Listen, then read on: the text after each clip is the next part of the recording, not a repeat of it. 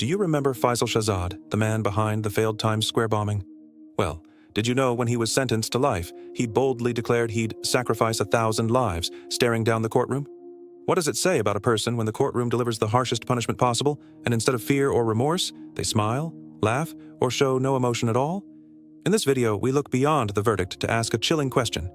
What goes through the mind of such a person at the exact moment they realize they will never be free again? In courts around the world, individuals convicted of extremist acts face the ultimate judgment of justice: life imprisonment. This sentence is meant to protect society, hold people accountable for their actions, and serve as a clear statement that coordinated harm and ideological violence will not be tolerated. But when these individuals stand before judges and juries to hear life sentences read aloud or to speak in their own defense, their reactions range from defiance and denial to calm compliance or unsettling emotional detachment. These reactions can reveal as much about the individuals themselves as the harmful actions for which they were convicted. Faisal Shahzad, the Times Square plot, United States. One of the most widely reported courtroom reactions to a life sentence comes from Faisal Shahzad, the man convicted of attempting to detonate an explosive device in New York's Times Square in May 2010. Shahzad's case shocked the United States. He parked an SUV rigged with explosives in a busy pedestrian area late in the evening, causing widespread panic, disruption, and fear before the device failed to detonate. When Shahzad was found guilty in federal court in Manhattan, he was sentenced to life imprisonment without the possibility of parole, the harshest punishment short of execution under U.S. law. During the sentencing hearing, Shahzad's reaction was startling. In court, he wore a white cap and promptly responded defiantly, saying he would sacrifice 1,000 lives for Allah. Shahzad also declared that his actions were justified by political grievances against U.S. foreign policy and stated that the war with Muslims has just begun. This response highlighted the depth of his ideological conviction. Rather than expressing remorse or acceptance, Shahzad used the courtroom to repeat narratives that fueled public fear and extensive media coverage across the globe. His comments were widely condemned, and Shahzad is currently serving his sentence in the highly secure ADX Florence facility in Colorado. Ramzi Youssef, 1993, World Trade Center, and Bojinka plot, United States. Another seminal figure in court proceedings involving extremist acts is Ramzi Youssef, the mastermind behind the 1993 World Trade Center bombing and the nearly executed Bojinka plot, which aimed to target multiple U.S. airliners. Youssef's capture in Pakistan and subsequent trial in the United States in the mid-1990s marked a significant turning point in global counter-extremism efforts. At his federal trial, Youssef was convicted on multiple counts, including conspiracy to attack the World Trade Center and plotting the Bojinka plan. For these offenses, he received multiple life sentences plus additional years, and the judge recommended that he be held in solitary confinement to prevent any further risk to society. During sentencing and in court statements, Youssef did not express conventional remorse. Instead, he delivered a philosophical and provocative speech criticizing U.S. foreign policy, disputing the morality of Western actions, and accusing the United States of collective punishment. While not celebrating his own extremist acts, his courtroom remarks reflected a refusal to acknowledge responsibility in human terms, framing his actions within a distorted worldview rather than accepting personal accountability. Youssef remains incarcerated at ADX Florence, where his life sentence continues without any prospect of release. Brahim Awissaoui, Nice Basilica Conviction, France. In France, Brahim Awissaoui was convicted and sentenced to life imprisonment for a 2020 attack at the Notre Dame Basilica in Nice, during which he stabbed and killed 3 people and wounded several others. The court in Paris described the act as unusually deliberate and emphasized the intentional nature of the attack. At his trial, the court heard that Awissaoui claimed he saw no wrongdoing in his actions and framed the victims as Western miscreants, a statement echoing extremist rhetoric. While French court reports do not detail direct emotional reactions like laughter or defiance during sentencing, Awissaoui's earlier statements, which included justifications rooted in ideological beliefs, made clear that he did not accept the moral weight of his actions. The life sentence reflected France's zero-tolerance policy for extremist acts and symbolized broader societal rejection of such behavior. Mehdi Nemmouche, IS-linked conviction, France, Belgium.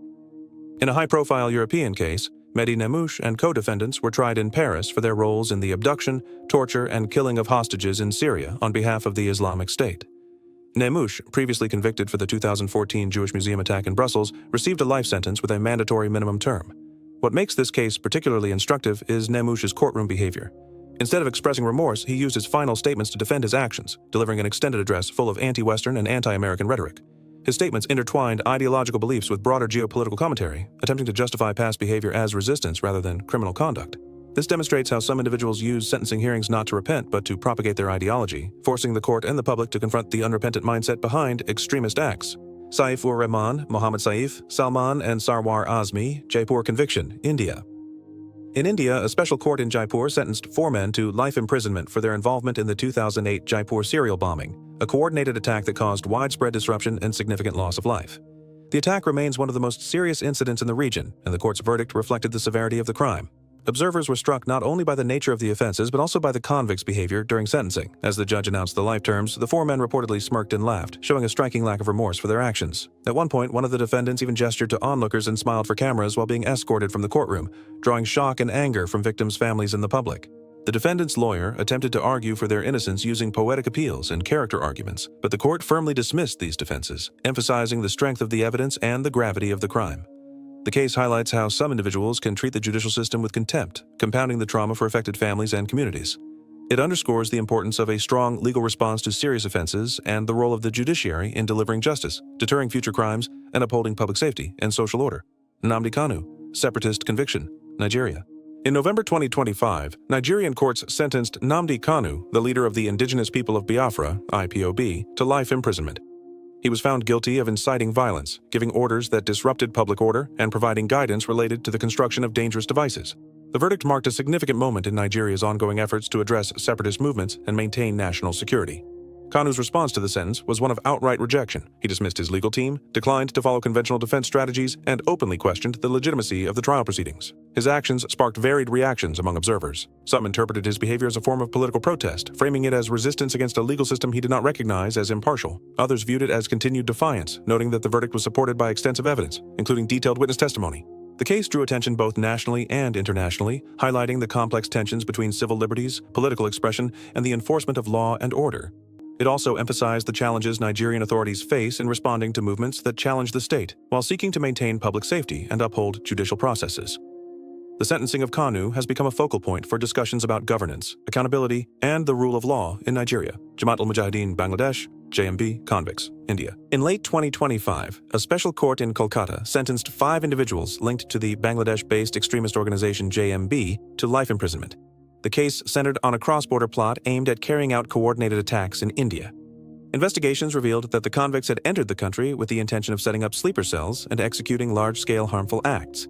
During searches, authorities recovered a variety of materials, including explosives, instructional manuals, and digital communications that connected the individuals to international operatives. These findings highlighted the organized and transnational nature of the plot, demonstrating the extensive planning behind their activities.